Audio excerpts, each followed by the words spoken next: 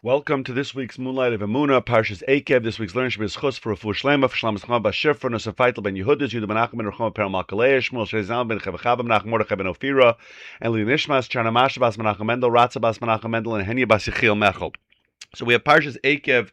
Parshas Eikev, like all these parshas in Chumash Devarim, are chock full of different ideas. But I want to go back to basics. And there's a very, very often quoted pasuk, often quoted two psukim really in Parshas Eikev. These are Perches, pasuk Yud Zayin, pasuk Yud Ches. The Torah led up to telling us about how Hashem took care of us in the midbar. Hashem took care of us. It reminds us about the man, and that we had our clothing was there, and everything was taken care of us for there. And then we're going to come to Eretz Yisrael, right? This is basically Perches, and we're going to have success, right? And we're going to have houses. It says in the Psukim, you're going to have houses. V'yachalta pentoichel v'savato v'adin toivtim yashavta. You're going to have great houses and all kinds of things. Then we get up to Yud Ches, and it says v'yamarta bilvavecha, and then you might say in your heart,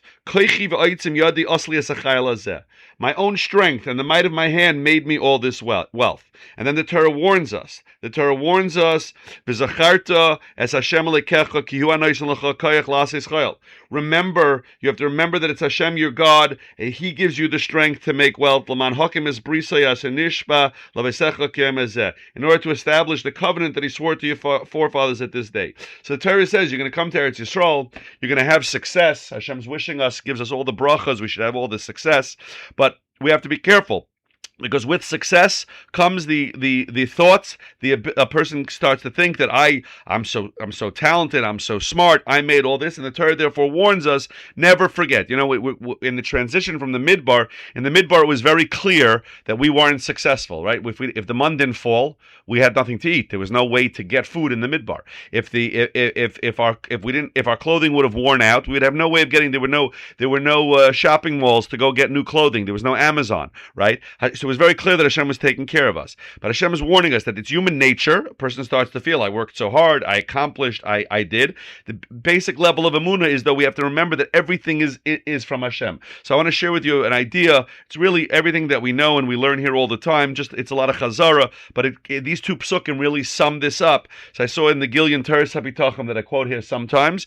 He says as follows, that this mitzvah, that we have to remember, is that Hashem creates and runs everything, and Hashem, like we say in the first Animamim, who asa v'oisa v'yasa l'chalamasim. Hashem does everything. Nothing happens. And even if we do something, we see, what do you mean? I put together this table. I ordered a table. I put it together. I did it. But who gave you the strength to put it together? Who allowed you to? Who gave you the money to be able to buy that table? Right? And therefore, whatever we're successful in, the Torah is warning us, never ever say, Koichi v'oitzim yadi asali esachayel hazeh, that my strength and the might of my hand did this, right? Because that is, and he warns, is kfira gemura. That is denying Hashem's existence. It's because he's saying that he doesn't believe that Hashem runs everything, every detail in the world. And a person is never allowed to say that.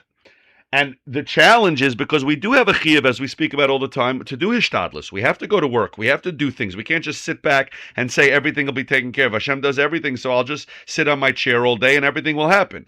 But the hishtadlus is a chiyuv on us. We have an obligation to do hishtadlus, but that has absolutely nothing to do with the success. It has nothing to do with the results. The results are all from Hashem. And the challenge of this world is that it looks like the hishtadlus. This guy's in a real estate business, in a nursing home business, in cash advance, whatever the thing is. It looks like that his talents and his hard work is what's bringing him the money, but that's not what's bringing him the money. He has to remember that it all comes from Hashem. He has the chiyuv to go to work. He has the chiyuv to run a business and to do the best job he can, but that's not what does it. He says, just to understand this, he quotes from the Chayvis Halvavas. He says, I'll read the words from the Chayvis Halvavas in Shar B'tachon. Shem ena b'teach b'elikim. If a person does not have b'tachon in Hashem, b'teach b'zulasai. That means you're trusting something else. A person, you trust something. So it's either God or it's something else. Umisha b'teach b'zulas Hashem, and somebody who trusts and relies on something besides Hashem, meser elikim v'shkachasem elav. Then Hashem removes. Hashem says, "Oh, you don't need me. You want to rely on your business. You want to rely on your rich uncle. You want to rely on whatever." So then you don't need me. So then I'm going to remove my providence from you. And Hashem leaves him in the hands of who you rely on. Right? He says, he quotes the pasuk in Yirmiyahu that people did two terrible things. Right? I'm going to paraphrase the rest of the idea here, but he's doing two things that are bad. Besides, number one, that he didn't trust in Hashem, he's also trusting in something else. And why is that so bad?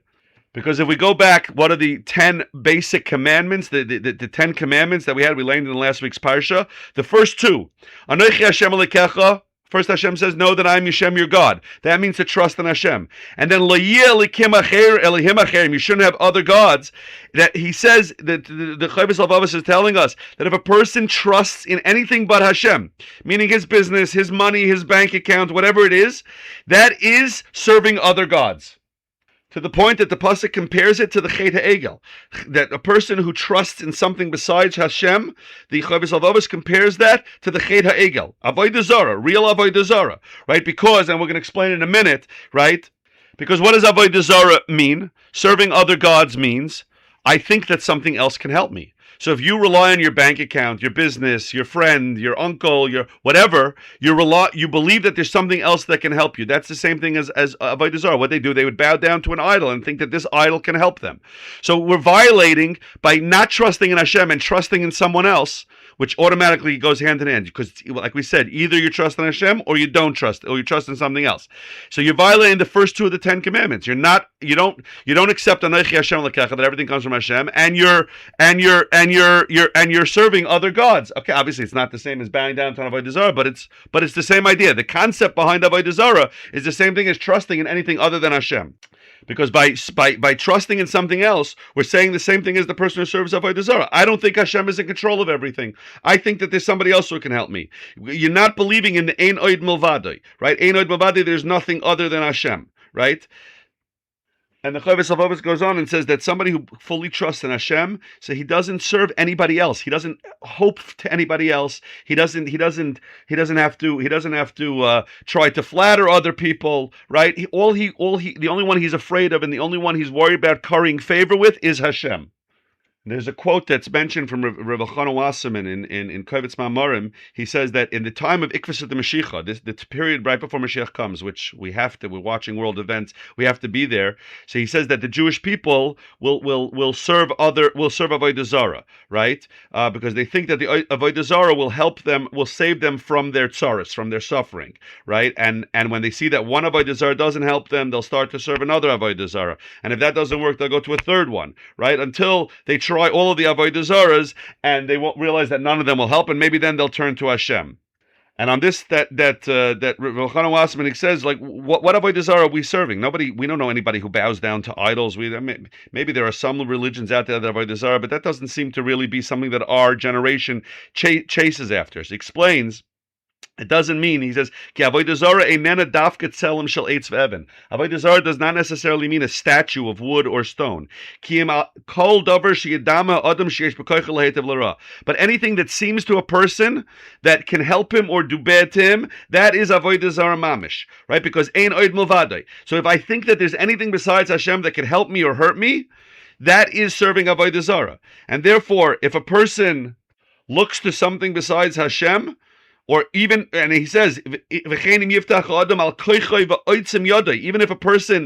person relies on his own strength, his own hand, these are the words of Rav Chana Wasserman. I'm not saying it. That a person could turn himself into an Avodah Zarah. Right? A person says, I'm so talented, I'm so smart, I'm such an astute businessman. Right? So he's turning himself into Avodah Zarah. You're relying on yourself. You're not relying on Hashem.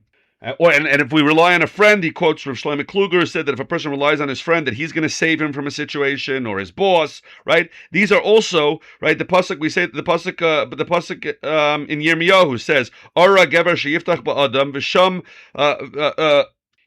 cursed is the person who trusts in somebody else. It's like as if he made a bama. He's serving Avodah Zarah.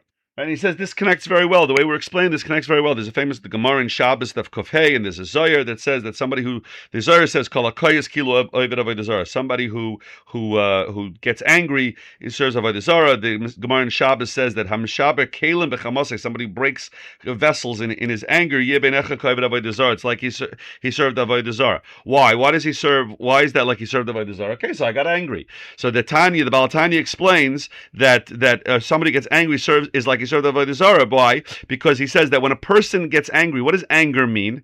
He's for that moment that he gets angry, he's losing the Emuna that as if something else could do something, right? Because if we recognize that everything came from Hashem, we would never get angry. Because even if somebody, right, who has free will, right, your friend who has free will curses you or hurts you or steals from you or does something to you, right?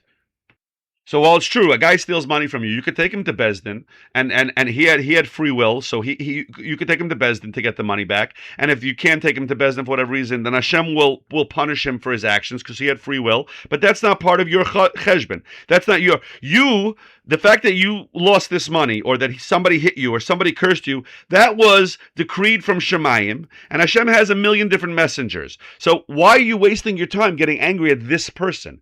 This was supposed to happen to you. You were supposed to lose this money.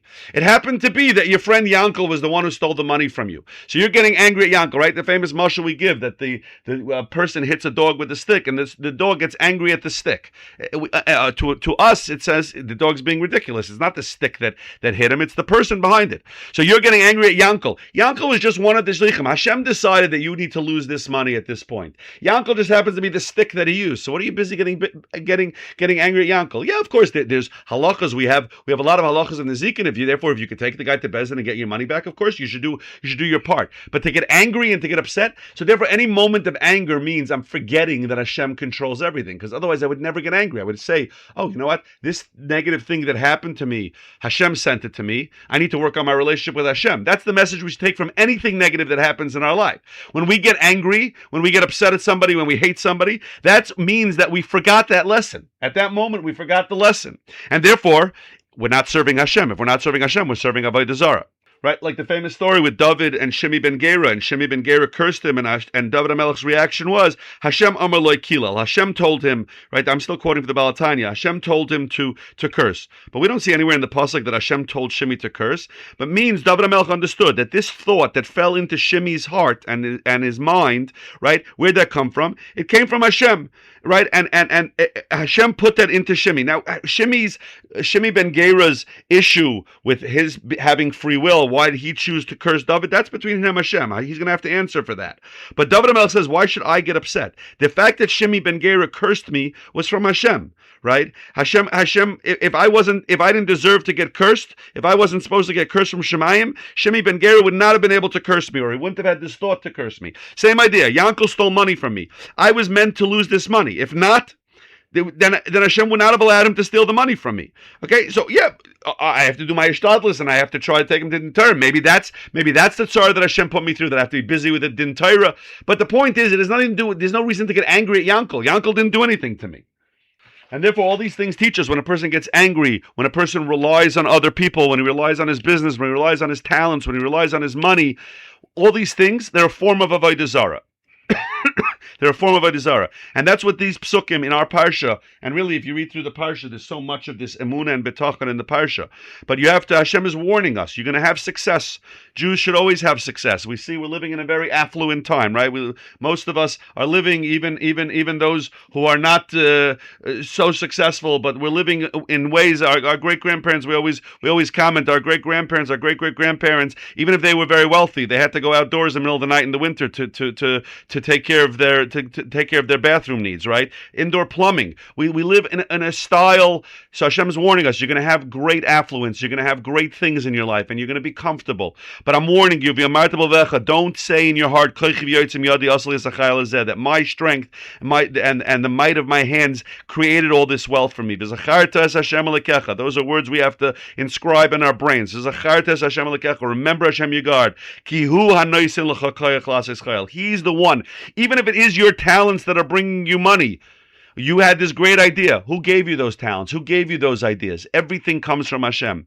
And we have to remember that, because these are the first two of the Seres HaDibros. These are the two primary mitzvahs in the Torah. Anochi Hashem Elokecha, remember I am Hashem your God, and Lo Yeh Lecha Elokim Acherim. The minute we look to anything else, we're already playing with Avodah Zarah things. So we have to constantly remind ourselves, and this parsha is a great time to, we're finished with Tisha B'Av, we just had Tu B'Av, we have the few weeks of Chayfish before El starts, whatever.